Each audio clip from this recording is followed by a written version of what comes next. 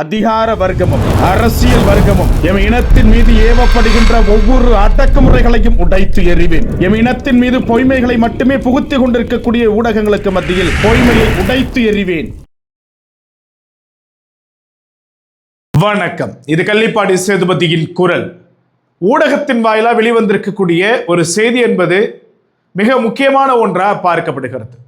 என்ன அந்த செய்தினா, அதிமுகவுடனான கூட்டணியில் பாட்டாளி மக்கள் கட்சி இணைந்து விட்டது எல்லோருக்குமே தெரியும். பாஜக, பாட்டாளி மக்கள் கட்சி, அதிமுக, இன்னும் இதர பிற கட்சிகள் எல்லாமே சேர்ந்து இந்த களத்தை சந்திப்பதற்கு தயாராகி வருகிறார்கள்.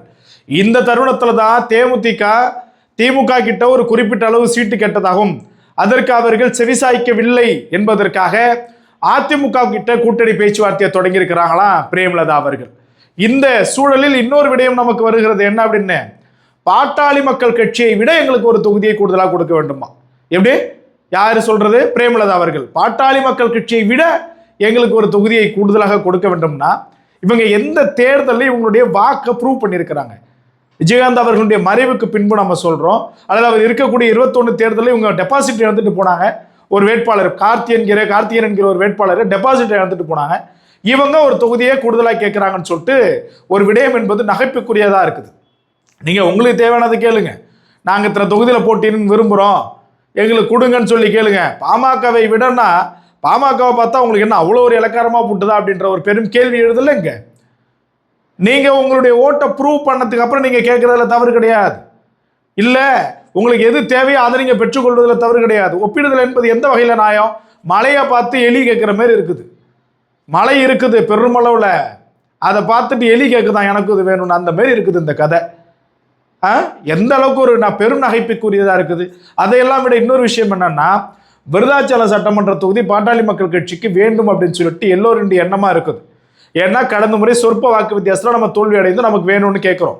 ஆனா இந்த முறை என்ன பண்றாங்களா பிரேமலதா அவர்கள், விருதாச்சலம் சட்டமன்ற தொகுதி எங்களுக்கு வேணும், ஏன்னா நாங்கள் கடந்த முறை அதை நாங்கள் டெபாசிட் இழந்துட்டோம், அது கேப்டன் அவர்களுடைய ஒரு ராசியான தொகுதி, சென்டிமெண்ட் அட்டாக் பண்ணுறாங்க, எங்களுக்கு அந்த தொகுதி கொடுத்தே ஆகணும். நீங்கள் ஒரு தொகுதி முன்ன பின்ன கூட குறைச்சி கொடுக்குறீங்கன்னா எங்களுக்கு விருதாச்சல சட்டமன்ற தொகுதியை கொடுங்க, பாட்டாளி மக்கள் கட்சிக்கு கொடுக்கக்கூடாதுன்னு.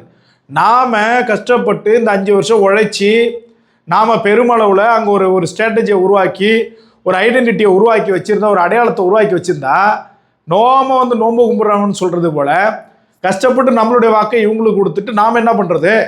எப்படி கேட்குறாங்க பாருங்கள். நாம் வெற்றி பெறுவோம் என்று உறுதியாக இருக்கக்கூடிய தொகுதி அது. அந்த தொகுதி உங்களுக்கு வேணுமா? ஏன் அடுத்தவன் தலையில் ஏறி சவாரியை ஓட்டுறது? நீங்கள் உங்களுடைய சமூகம் இப்போ ஒரு தொகுதிக்கு இப்போ எடப்பாடி அவர்களே கொடுக்குறாருன்னா எப்படி கொடுப்பாரு? சாதிய பின்புலத்தை பார்ப்பாரு, அந்த கட்சியினுடைய அடையாளத்தை பார்ப்பாரு, அங்கே இருக்கக்கூடிய மக்கள் தொகையை பார்ப்பாரு, தனிப்பட்ட முறையில் அங்கே இருக்கக்கூடிய வேட்பாளர் செல்வாக்கெல்லாம் பார்த்தா அங்கே கொடுப்பாங்க. ஏன்னா அவங்களுடைய கூட்டணியில் இருக்கிறதுனால.